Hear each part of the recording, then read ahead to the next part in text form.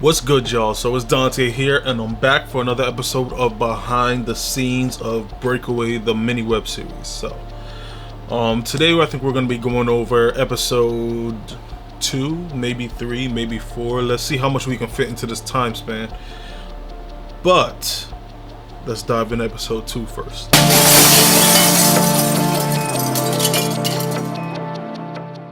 So, as you guys may have seen or known, the beginning scene with me, Trabas, and my cuz Ray Sean, that scene was shot many years ago. Because I know a few of you guys have hit me up saying, yo, that scene's not recent. Why Trabas looks so skinny? Or why him look so, that's because it was a few years ago when we shot that. That was still actually in my apartment. So what I did is I flipped the scene so I can kind of make it look like it was someplace else. I flipped it horizontally. But that's back when my apartment was painted orange. Those of you that have been a long time follower of Trabas and the whole team, the whole movement, you know that we shot a lot of the skits in my old apartment. So yeah, that was back when it was orange. I think we shot that scene back in 2016. Alright. So, me and the crew, everybody, we've been coming from far. But since I was not able to go down to Florida at the moment and go and reshoot the scene over, and he wasn't able to come up so we can shoot the scene over, I ended up just having to use the scene from 2016 that we shot and just trying to make it look like we were in a different place or in a different house. Now, the issue with that is, of course, they have on jackets and I have on like regular clothes. So that's why I shot that beginning scene with me waking up from this nightmare and then looking like I'm leaving to head out. So it looked like I went over to their places, but everything seemed to work out. Nobody had no questions about that. But that's what happens when you don't have the money or the time to jump around and get things done. You know what I mean? As far as me going to Florida or them coming over here so we can shoot that scene over. But that was small. I think that everything worked out fine with that. So now we see Duck going into the parking lot scene where, he finally comes to see Blade and that whole intimidation thing happens. We actually shot this scene over with the guy that was supposed to replace Duck. If you remember in the behind the scenes one I showed you, we had this new actor who was supposed to replace Duck because Duck is now in Atlanta. This was one of the scenes that we ended up shooting with him, but he ended up, like I said, he disappeared. So being that he was not able to finish out the rest of the scenes that we were supposed to get done and time was running down, I said, you know what, I'm just going to use the scenes that I have with Duck, and that's just going to be that. Whatever way it lands, it lands. So we did that. Mind you, in the scenes that we shot with the new guy, it explained a lot more. Alright, so I know a few people might have been confused about certain things at that point in the episode, but in the new scenes that we shot, there was a lot more explained, especially like the whole Blade thing, the fact that there was 2 Blades. It wasn't just the one that you seen in the beginning that ran out from the whole drug situation. It was explained that Blade had somebody that was just like a puppet, pretty much somebody that was playing him for the public so that he can stay hidden. So if anything was to go down, the puppet would take the fall and he would still be safe. So that was the whole game plan behind that. But like I said, when it comes to not being able to shoot things the way that you want to shoot them, and people going MIA, you just got to use what you have sometimes, unfortunately. But I did try my best in this episode and the coming episodes to try to use things to help supplement it and make things more understandable. But I know I can definitely see parts where people might have gotten confused. Another scene that was supposed to be in this is right after Duck leaves the parking lot. It's supposed to be our first introduction to Keisha, which is where he's supposed to call Keisha and let her know, get the bag ready, because it looks like shit might hit the fan with Blade. For those of you who don't know who Keisha is, because I know all these names can get confusing, Keisha is the girl in the purple hoodie. There was quite a few scenes that we were supposed to shoot with her that was supposed to explain her role a little bit more, but we were not able to. We didn't have the time. Though, I will say that we tried to make it happen, but the biggest thing is just that Duck was in ATL and there was no way to get the scenes that I wanted to shoot actually into the series. Now, there was supposed to be another scene in this episode that didn't get shot. It was supposed to be me entering a building or a home or something, meeting with a guy called Jay Capone. He was supposed to be another Don or whatever. Supposed to be just like me, going to visit, getting a climate of things, trying to figure out what in the world is going on, to see if he heard anything in the area as far as, who might have possibly killed my ex or my girlfriend. And Jay Capone was going to be played by DJ Sus One, who was still open to doing the role, but after seeing the way that things were transpiring with the series, as far as me not being able to shoot it the way that I want to shoot it, I didn't bother getting him for the role. At that point, I felt like I should save the celebrity cameos and stuff like that, or the people who have a good following, save those cameos for a web series that is more along the lines of the way that I wrote it. Breakaway has definitely departed from the actual script that I had written for it, mainly because, like I said in the previous behind the scenes, people's schedules and me having to get rid of people because they're no longer in the series, or they're no longer in the series because they left New York. Either they went to the army, they moved out of state, etc., so I couldn't utilize those people anymore. So I ended up having to kill off roles that weren't supposed to be killed off, or just cutting scenes completely from the web series. So this is one of those scenes that got cut, where he was supposed to let me know, your man Blade, he's not good out in these streets. They got the feds watching him. He's messing up the game. Like, they had to cut him off as a supplier and choose somebody else because people weren't getting that work on time. You understand? So that was supposed to be a scene that was supposed to let you, the audience, know that there's FBI pressure on Blade. And then it was also supposed to let you guys know that the reason why Blade has kind of been hurting is because me and Duck haven't been on the streets. See, what was supposed to be built up in other scenes that we weren't able to shoot is that me and Duck were working for Blade for a long time. Like, we had the respect in the streets. When I got locked up, Blade lost a lot in terms of the money that he could have made, because all these new connects and stuff like that, they don't trust these new boys like how they trust me and how they trust Duck. So unfortunately, we didn't get to hit that point home to let people know, like, this is why Blade is pressuring you, because all these new boys are scared. They don't have the same mentality. They don't have the same respect in the streets that me and Duck has. So the only person that he had really working was Duck. But me not being there, it definitely cut down on a lot when it comes to operations. There were scenes that I wanted to shoot where, well, actually, it was. There were scenes that I wanted to shoot, which was gonna show a lot of the backstory. That was supposed to be season 2 of Breakaway. Season 2 of Breakaway was supposed to be a prequel to season 1, where we see exactly how things got to be the way they were.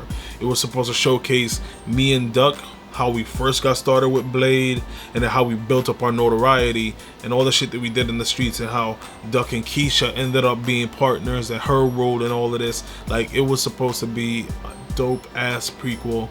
And then season 3 was supposed to continue from season 1, wherever season 1 left off. So I mean, I definitely had like a 3-season plan for this, but unfortunately I'm cutting it after this season, and I believe the next episode is going to be the last episode. I'm actually eager to jump onto a next project, which will be starting next year. In this next scene, we have, lovely Lonnie, who plays a stripper inside of this episode. She did a great job. I actually had to cut the scenes short. I definitely wanted to show more of the stripper scene. Like she gives me a whole lap dance and stuff like that, just to build up the sex appeal for the web series. But you know, with me going back to teaching, I have to be mindful of the content that I post. So I definitely had to cut that scene short and just leave it as what it is, and leave your minds to play up whatever occurred, right? Moving into episode 3. So episode 3, we are supposed to learn a lot more about Keisha as well. Keisha actually is supposed to be Duck's like right hand. She's the main shooter. What it was supposed to be explained, or what we were supposed to shoot, was a scene, kind of like a little flashback on her role in a lot of the things that occur with Duck. A lot of times Duck will be kind of the enforcer. He would go to check on people to see if they got the money together or whatever, and if any shooting would happen, it would be Keisha that actually does the shooting. But people would not know that Keisha's in the cut. She'd actually be like across the street or something like that, or you know, just hidden in the cut, and whenever Duck gives a signal, she just starts letting off the shots. So Duck's fingerprints isn't tied to anything. He doesn't have any guns on him. 95% of the time, it's like, yo, just know, if you got a problem with Duck, the reason why they gave him the name Duck is because whenever shit goes off, all you can do is duck, because you don't know which direction the bullets is coming from. So whenever people used to see him, they used to just be yelling, yo, Duck, yo, run, Duck, Duck, Duck, get low, Duck. So that's how he got that nickname.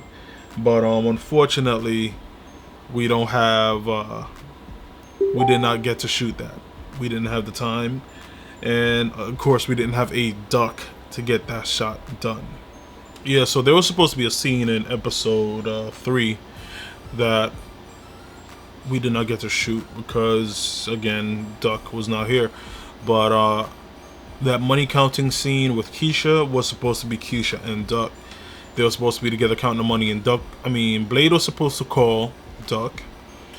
Duck is supposed to look at the phone, throw the phone down, and Keisha's gonna be like, yo, you need to stop avoiding him, because eventually he's gonna come and check up on us for real.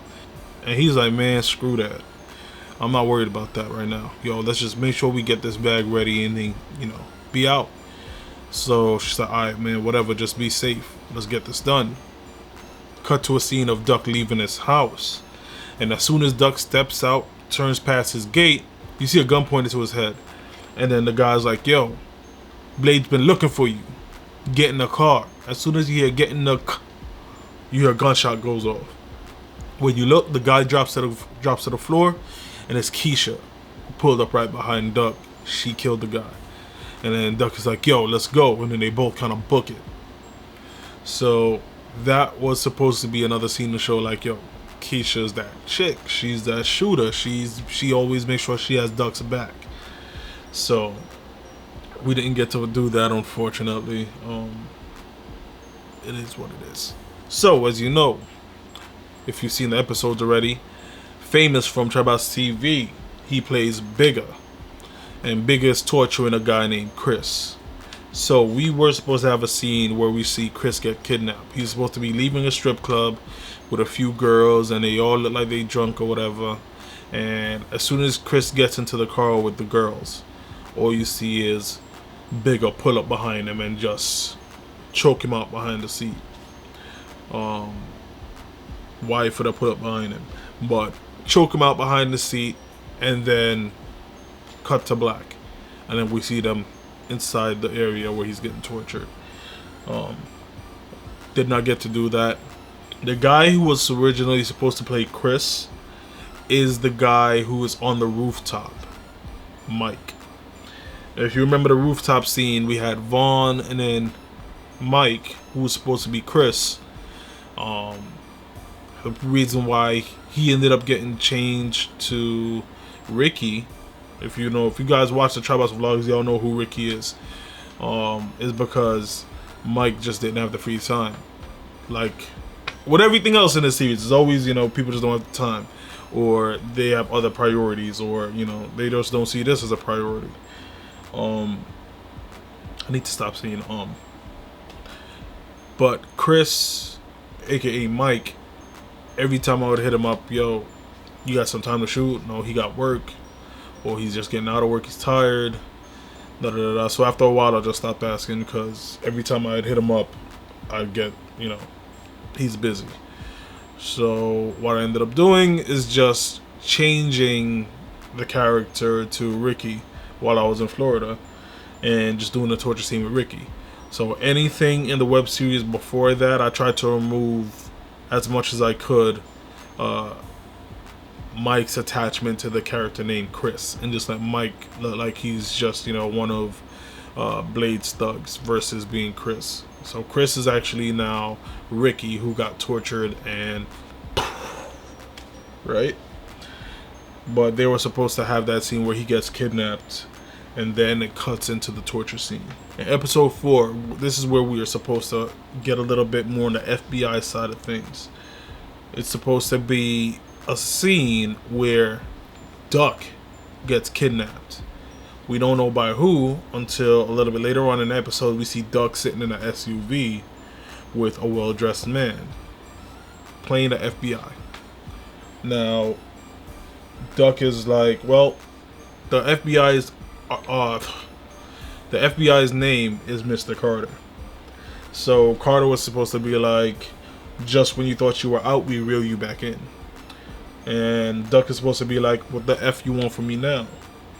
Carter says, we've been watching you and everything that's been going on. We know the guy who we found dead wasn't the real head of the operation. And they're talking about Blade. So he said, so if you're going to get that life you hoped for, you're going to have to deliver this time. Get us the right guy or say goodbye to the free world. You have no choice in this matter. Get us Blade or I'll bury you so deep you will be able to taste hell. Duck says, whatever, I'll see what I can do. Carter says, do more than that. Get it done or you'll be done. Now get out. They let Duck off and they drive away. So that was supposed to be a very good scene to help implant the FBI part of that story and showcase that Duck is still working with the feds.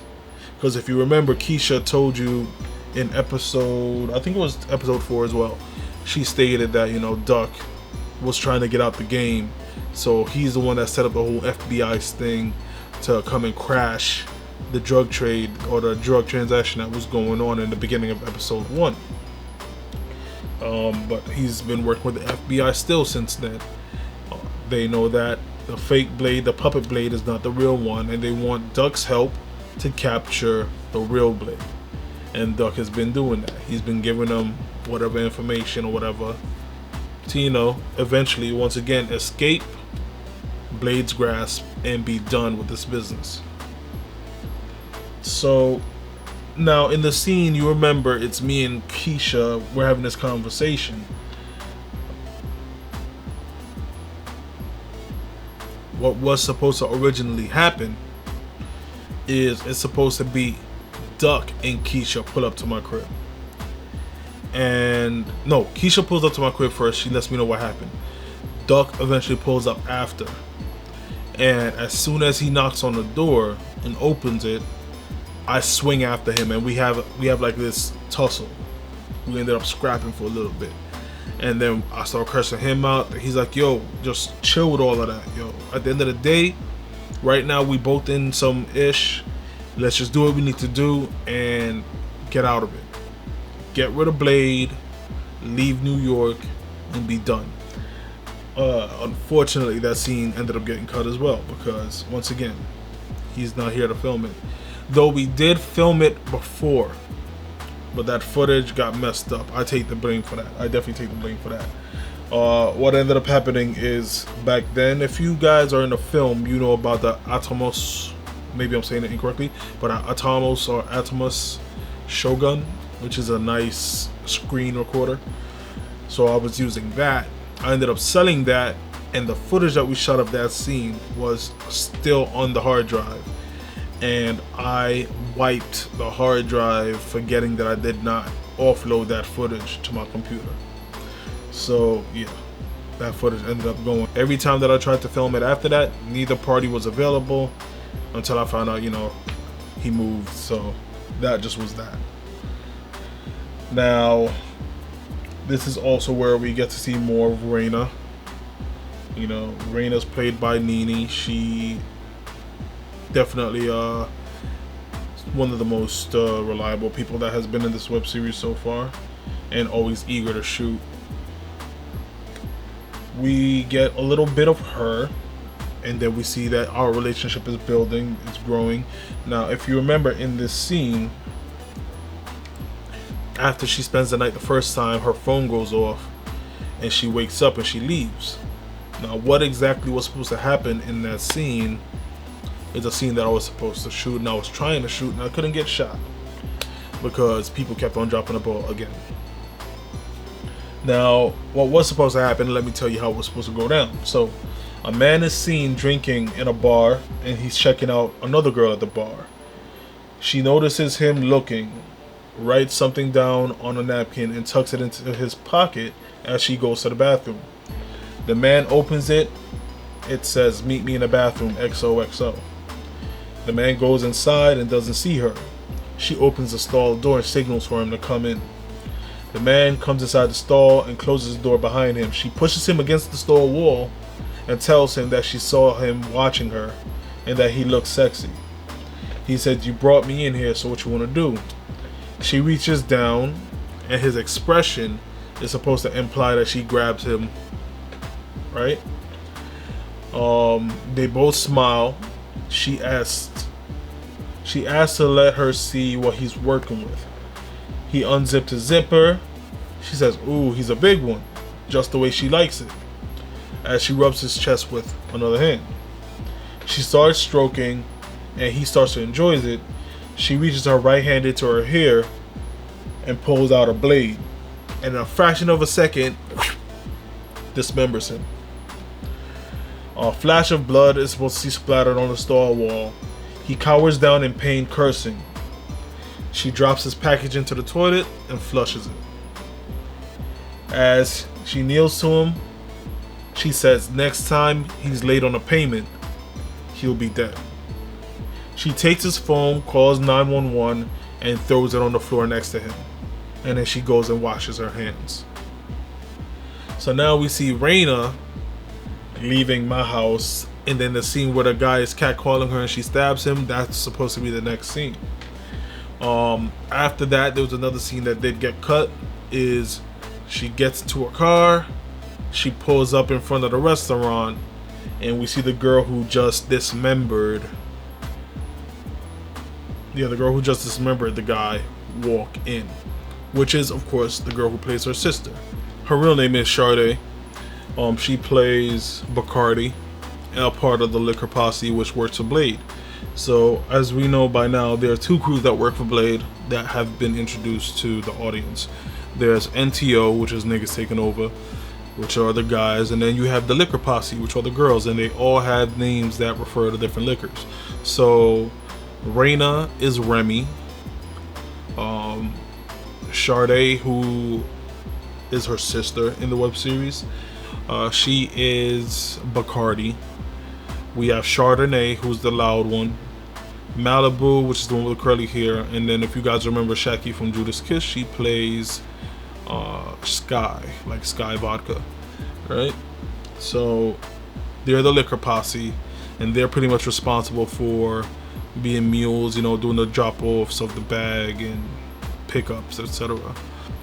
There's a scene that got cut, which is Reina, aka Remy, picking up Bacardi after she dismembers the guy in the bathroom. Like, she pulls up in front of the restaurant.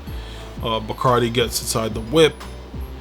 She asks Bacardi, "Is it done? Should I call Blade and let them know that it's done?" And then Bacardi's like, "Yeah, it's a done deal. It's taken care of. That won't be another problem."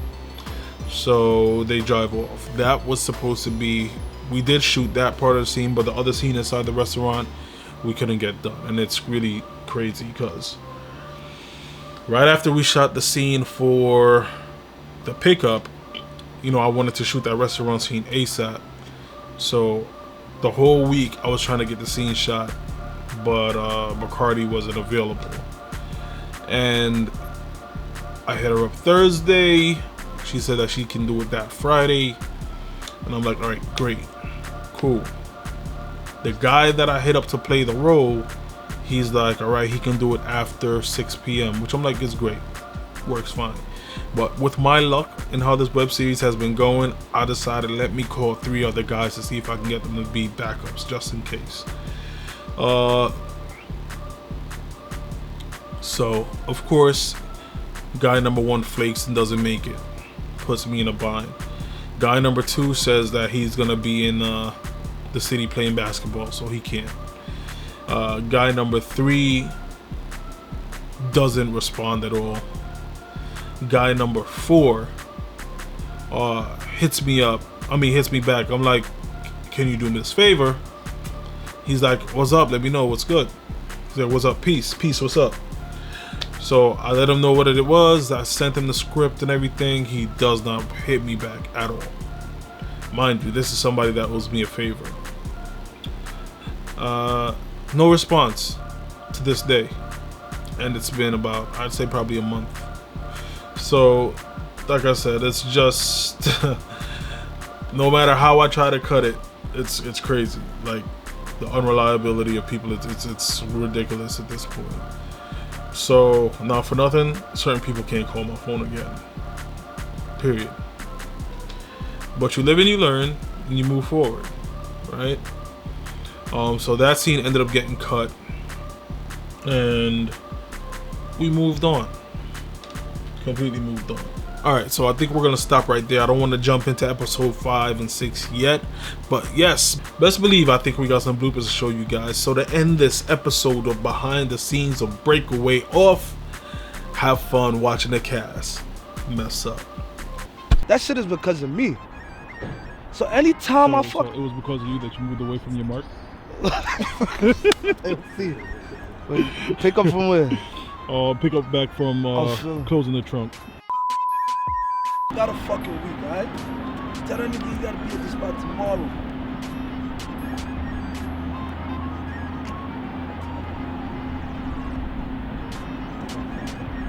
What the fuck was it going?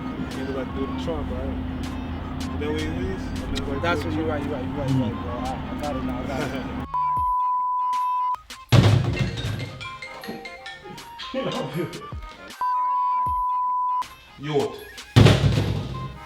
Yo. You're not killing shit. No, you ain't killing shit. I would have been dead if that was the case. One more time. Yo, you ain't killing shit. I would have been dead if that was the case. Yeah, y'all can say it. Say it with more anger though. Yeah. Like, yo, you ain't killing shit! Yeah. Alright, and go. I know you're right.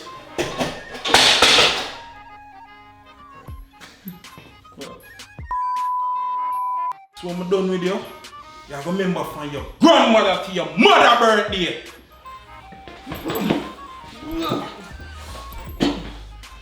Yo, you don't want to give 2 out of this? And cut. And you know me say wrong something? Yeah. Yeah. Yeah, me alone I see this. Why it look like every time when I come back the money I get shorter and shorter? Real shit. Sky. No. Wait. I'm sorry. That's me. Listen, I just want to make my money and live good. After all the shit we've been through, y'all my sisters for real. And then She got like, oh, she, right? shit. Let it skip over our line, but She yeah. did the yeah, you did a good job. Alright. She made me get all serious with shit. You know, say me here, your talks are dead. No. Seriously, no bother with that, man. Listen, I just want to make my money and live good. Don't worry. Sorry, Dante. One more time. Sorry, Dante. I messed up. Action. Now you supposed to stop right here. Stop right before the. Right here.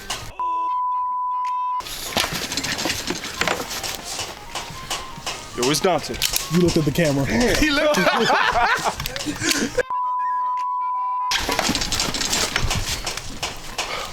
Did I do it again? Nah. I looked over. Action. Where's Dante? Yeah. Delayed. Damn. Action. Where's Dante? Damn. Damn. Fucking shit won't fucking land. Keep your finger on the slide, nigga. Funny. Not funny.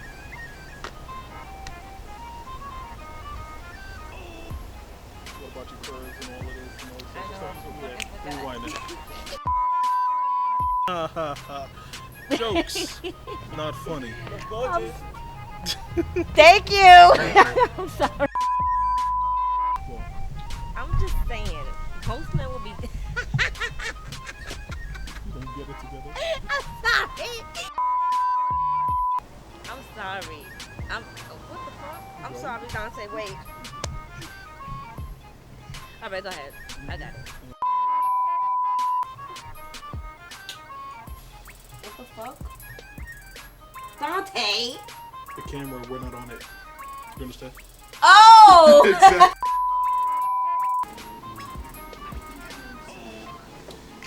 This is the breakaway photo.